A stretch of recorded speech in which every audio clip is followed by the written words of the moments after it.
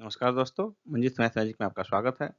आज आप इस वीडियो में देखेंगे लाइट टॉपिक है, फिजिक्स के लाइट टॉपिक से 30 महत्वपूर्ण प्रश्न। पिछले वीडियो में भी हमने लाइट टॉपिक के 30 महत्वपूर्ण प्रश्न बताए थे, लेकिन टॉपिक बड़ा होने के कारण उसके 30 प्रश्न को इसमें भी शामिल किया गया है।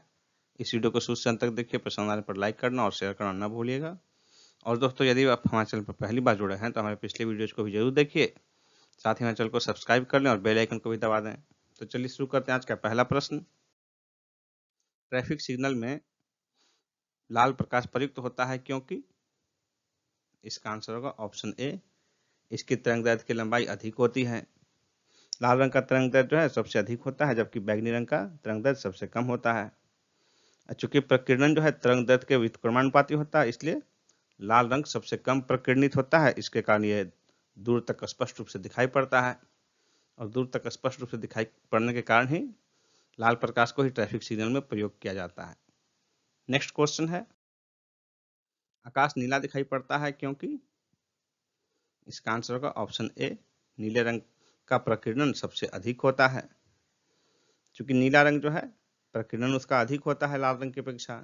बाकी जो है विव की ओर देखिएगा तो वायलेट, इंडिगो, इनका प्रकीर्णन अधिक होता है। तो इन सब का मिश्रित रूप से जो है फैल जाते हैं ये। तो सूर्य की प्रकाश जब पृथ्वी पर पहुंचती है तो लाल रंग तो सीधा हमारे तक पहुंच जाता है, जिसके कारण सुबह और शाम में सूर्य जो है लाल दिखाई पड़ता है, क्योंकि उसका प्रकीर्णन कम होता है। लेकिन वायुमंडल के धूल के कारण जो प्रकाश प्रकीर्णित हो जाती है, तो उसके कारण जो है आकाश में जो प्रकीर्णित प्रकाश अधिक होते हैं, उसके कारण दिखाई पड़ता है आकाश नीला। नेक्स्ट क्वेश्चन है, खतरे के संकेतों के लिए लाल प्रकाश का प्रयोग किया जाता है क्योंकि इसका प्रकीर्णन सबसे कम होता है। ये आंसर हो जाएगा। नेक्स्ट क्वेश्चन है, अस्त होते समय सूर्य लाल दिखाई पड़ता है, इसका कारण क्या है? तो इसका कारण होगा प्रकाश का प्रकीर्णन। बी आंसर हो जाएगा। नेक्स्ट है, जब अधिक ऊंचाई पर वायुयान से आकाश को देखा जाता है तो वह कैसा दिखाई पड़ता है? इसका आंसर होगा ऑप्शन बी, काला। अधिक ऊंचाई पर चूंकि वायुमंडल नहीं होता है, और वायुमंडल नहीं होने के कारण इसके जो कण हैं, वायु कण और धूल कण, इनके नहीं होने के कारण प्रकाश किरण का प्रकीर्णन नहीं होता, और प्रकीर्णन नहीं होने की स्थिति में वहां कोई प्रकाश उपस्थित नहीं होता। ऐसी स्थिति में जो है वायुयान से देखने पर आकाश जो है वो काला दिखाई पड़ता है। नेक्स्ट है, प्रसारी विश्व की संकल्पना किस पर आधारित है? इसका आंसर होगा ऑप्शन ए, डॉपलर इफेक्ट पर। नेक्स्ट है, कार के पीछे आने वाले यातायात को देखने के लिए निम्नलिखित में से किस प्रकार के दर्पण का उपयोग किया जाता है? इसका आंसर होगा ऑप्शन ए, उत्तल दर्पण। क्योंकि उत्तल दर्पण द्वारा अपना प्रतिबिंब आभासी, सीधा तथा वस्तु से छोटा होता है। इसके कारण जो है इससे बहुत बड़े क्षेत्र का प्रतिबिंब एक छोटे से क्षेत्र पर बनाया जा सकता है, यानी कि इसका दृष्टि क्षेत्र, फील्ड व्यू अधिक होता है। इसलिए मोटर वाहनों में जो है पीछे लगे वस्तुओं को देखने के लिए इसका प्रयोग किया जाता है। नेक्स्ट क्वेश्चन है, दाढ़ी बनाने के लिए काम में लाते हैं किस दर्पण को? इसका आंसर होगा ऑप्शन ए, अवतल दर्पण को। क्योंकि अवतल दर्पण के सामने रखी वस्तु का प्रतिबिंब जो उसके फोकस तक हो, उसका प्रतिबिंब बड़ा बनता है। इसके कारण जो है दाढ़ी बनाने के लिए जो है चेहरे का बड़ा प्रतिबिंब दिखे ताकि छोटी छोटी दाढ़ियां भी दिख जाए। इसके लिए दाढ़ी बनाने में अवतल दर्पण का प्रयोग किया जाता है। नेक्स्ट है, खगोलीय दूरदर्शी से बना प्रतिबिंब कैसा होता है? इसका आंसर होगा ऑप्शन बी, काल्पनिक और बड़ा। नेक्स्ट क्वेश्चन है, प्रकाश में 7 रंग होते हैं, रंगों को अलग करने का तरीका क्या है? इसका आंसर होगा ऑप्शन ए, एक प्रिज्म से रंगों को अलग अलग किया जा सकता है। सूर्य प्रकाश 7 रंगों का मिश्रण होता है। इन 7 रंगों को अलग अलग पाने के लिए हमें सूर्य प्रकाश को जो है प्रिज्म से गुजारना पड़ता है।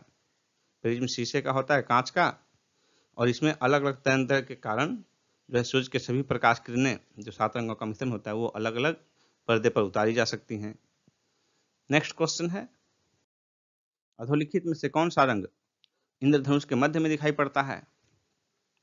इसका आंसर होगा ऑप्शन बी, हरा। जो सूर्य में 7 प्रकाश किरण होते हैं उनका जो क्रम है विबग्योर, VIB, GYOR, तो 7 रंगों में बीच वाला चौथा होगा, तो VIB के बाद जो चौथा है G, तो G से ग्रीन हो गया। नेक्स्ट क्वेश्चन है, दोपहर के 12 बजे किस दिशा में इंद्रधनुष दिखाई पड़ता है? इसका आंसर होगा ऑप्शन डी, इसे नहीं देख सकते, क्योंकि इंद्रधनुष जो है सूर्य के विपरीत दिशा में बनता है। सूर्य के विपरीत दिशा में सूर्य के किरणों का जो है वायु के बूंदों से, वायु में और जो पानी के बूंद हैं वायुमंडल में नमी की स्थिति में, उनसे इनका अपवर्तन होने के बाद जो है वो विपरीत दिशा में बनते हैं इंद्रधनुष। लेकिन दोपहर के 12 बजे तो विपरीत दिशा में आसमान नहीं होता, विपरीत दिशा में आकाश नहीं होता, विपरीत दिशा में जमीन होती है। इसके कारण दोपहर के 12 बजे इंद्रधनुष दिखाई नहीं पड़ता है। नेक्स्ट क्वेश्चन है, जल के अंदर वायु का बुलबुला व्यवहार करता है, किस तरह करता है? तो अपसारी लेंस जैसा, सी आंसर हो जाएगा, यानी कि अवतल लेंस जैसा। जल के अंदर जो है वायु का बुलबुला, वैसे वायु का बुलबुला का आकार जो है गोलीय होता है, यानी कि उत्तल लेंस की तरह होता है। लेकिन चूंकि देखिए वायु और लेंस, जब वायु में देखेंगे हम उत्तल लेंस को, कांच के लेंस को, तो उसका अपवर्तनांक अधिक होता है, घनत्व तो अधिक होता है, ऐसे में वो उत्तल लेंस की तरह व्यवहार करता है। यानी कि सघन माध्यम जो है, विरल माध्यम में गोली दर्पण उत्तल लेंस की भांति व्यवहार करता है। लेकिन जल में वायु का बुलबुला का स्थिति उल्टा हो जाता है, जल का घनत्व ज्यादा हो गया, वायु का कम, तो सघन घनत्व में कम घनत्व वाला जो है गोलीय सतह वो अवतल लेंस की तरह काम करेगा। नेक्स्ट क्वेश्चन है, किसी व्यक्ति का पूरा प्रतिबिंब देखने के लिए एक समतल दर्पण की न्यूनतम ऊंचाई कितनी होनी चाहिए? इसका आंसर होगा व्यक्ति की ऊंचाई का आधा, बी ऑप्शन हो जाएगा।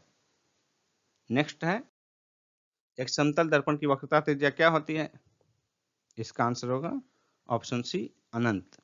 समतल दर्पण का वक्र होता ही नहीं, समतल होता है, इसके कारण उसका वक्रता त्रिज्या जो है वो अनंत हो जाता है।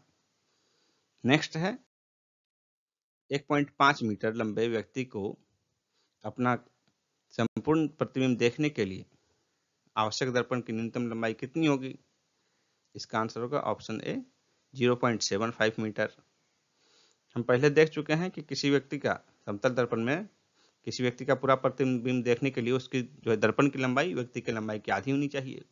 यहाँ व्यक्ति की लंबाई 1.5 मीटर है, तो दर्पण की लंबाई जो है 0.75 मीटर हो जाएगा, ए आंसर। नेक्स्ट क्वेश्चन है, मायोपिया यानी कि निकट दृष्टि दोष को कैसे ठीक किया जा सकता है? इसका आंसर होगा ऑप्शन ए, अवतल लेंस के प्रयोग के द्वारा। नेक्स्ट है,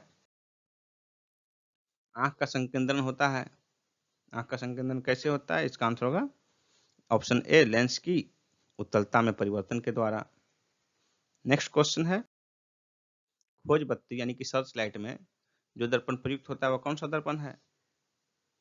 इसका आंसर होगा ऑप्शन ए, नतोत्तर दर्पण यानी कि अवतल दर्पण। नेक्स्ट है, सामान्य आंख के लिए स्पष्ट दृष्टि की न्यूनतम दूरी कितनी होती है? इसका आंसर होगा ऑप्शन डी, 25 सेंटीमीटर। किसी भी व्यक्ति को स्वस्थ आंख जिसका है उसको किसी भी वस्तु का प्रतिबिंब, वस्तु को स्पष्ट देखने के लिए न्यूनतम 25 सेंटीमीटर की दूरी आवश्यक है। इसे निकट बिंदु भी कहते हैं, यानी कि जो निकटतम बिंदु दिखाई पड़ जाए व्यक्ति को स्पष्ट, तो निकट बिंदु जो है 25 सेंटीमीटर होता है। जबकि इसी तरह एक दूर बिंदु हो गया, यानी कि कितने दूरी तक की वस्तु दिखाई पड़ सकती है, तो स्वस्थ मनुष्य का जो है दूर बिंदु वो अनंत होता है। हम स्वस्थ रूप से अनंत तक की वस्तु को देख सकते हैं। जैसे कि मान लीजिए सूर्य हैं, तारे हैं, तो सूर्य का दृष्टि दूरी मालूम है कि 15 करोड़ किलोमीटर है, तो उसको हम देख सकते हैं। अन्य तारे की दूरी और अधिक है। इस प्रकार जो है दूर दृष्टि जो है, यानी कि दूर बिंदु वो अनंत होता है और निकट बिंदु 25 सेंटीमीटर। नेक्स्ट क्वेश्चन है, आंख के लेंस की फोकस दूरी किसके कार्य में परिवर्तित होती है? इसका आंसर होगा ऑप्शन सी, सिलियरी मांसपेशी। नेक्स्ट है, लेंस की शक्ति मापी जाती है, किसमें मापी जाती है लेंस की शक्ति? तो इसका आंसर होगा ऑप्शन ए, डायोप्टर में। लेंस की शक्ति जो है वो लेंस की फोकस दूरी के व्युत्क्रमानुपाती होती है, यानी कि फोकस दूरी लेंस की शक्ति पावर को अगर पी कहेंगे लेंस की शक्ति को, तो 1/f, 1/, फोकस दूरी के व्युत्क्रमानुपाती होता है। नेक्स्ट क्वेश्चन है, यदि किसी ऐनक के लेंस का पावर +2 डायोप्टर हो तो इसके फोकस की दूरी क्या होगी? इसका आंसर होगा ऑप्शन सी, 50 सेंटीमीटर। फोकस दूरी जो है वो मीटर में हो जाएगा, तो पावर है 2 डायोप्टर, तो फोकस दूरी 1/2 होगा, तो 1/2 सेंटीमीटर जो है, इसको कर लेंगे तो 1/2 तो सेंटीमीटर में हो जाएगा, तो 100/2 यानी कि 50 सेंटीमीटर हो गया, मीटर को जब सेंटीमीटर में बनाएंगे तो। नेक्स्ट क्वेश्चन है, धूप के चश्मे का पावर कितना होता है? इसका आंसर होगा ऑप्शन ए 0 डायोप्टर, यानी कि धूप का चश्मा जो है पावर रहित होता है, वो नॉर्मल होता है, इसलिए उसका क्षमता 0 हो जाएगा, 0 डायोप्टर। नेक्स्ट क्वेश्चन है, आंख के रेटिना की परंपरागत कैमरा के निम्नलिखित में से किस भाग से तुलना की जा सकती है? इसका आंसर होगा ऑप्शन ए फिल्म। नेक्स्ट है, मनुष्य की आंख में किसी वस्तु का प्रतिबिंब जिस भाग पर बनता है वह क्या है? इसका आंसर होगा ऑप्शन डी दृष्टिपटल, यानी कि रेटिना। नेक्स्ट क्वेश्चन है, किसी अपारदर्शी वस्तु का रंग उस रंग के कारण होता है जिससे वह परावर्तित करता है। सी आंसर हो जाएगा, परावर्तित रंग ही हमारी आंखों पर पड़ता है जिसके कारण हम उस वस्तु को देख सकते हैं। नेक्स्ट क्वेश्चन है, एक रंगीन टेलीविजन में 3 आधारभूत रंगों का मिश्रण से रंग बनते हैं, ये कौन से हैं 3 आधारभूत रंग? तो इसका आंसर होगा ऑप्शन बी लाल, हरा और नीला। ये 3 प्राइमरी कलर है, रंगीन टेलीविजन में इन्हीं का प्रयोग किया जाता है। नेक्स्ट क्वेश्चन है, जब लाल, नीले तथा हरे प्रकाश के पुंज एक स्थान पर पड़ते हैं तो प्रकाश का रंग क्या हो जाता है? इसका आंसर होगा ऑप्शन डी सफेद। 3 प्राइमरी कलर जो है, इन तीनों प्राइमरी कलर लाल, हरा, नीला को मिलाने से, एक जगह फोकस करने से वो सफेद रंग प्राप्त होता है। नेक्स्ट है, सूर्य के प्रकाश में रंगों की संख्या कितनी होती है? इसका आंसर होगा ऑप्शन डी 7। दोस्तों, इस प्रकार 30 क्वेश्चन का हमारा ये वीडियो यहीं समाप्त होता है। इस 30 क्वेश्चन में से आपका कितना स्कोर आया कमेंट बॉक्स में कमेंट करके जरूर अवगत कराएं। और दोस्तों, यदि यह वीडियो आपको पसंद आया हो तो इसे लाइक करना और शेयर करना न भूलें, और हमारे चैनल पर बने रहिए, हमारे आगामी वीडियो जरूर देखिएगा।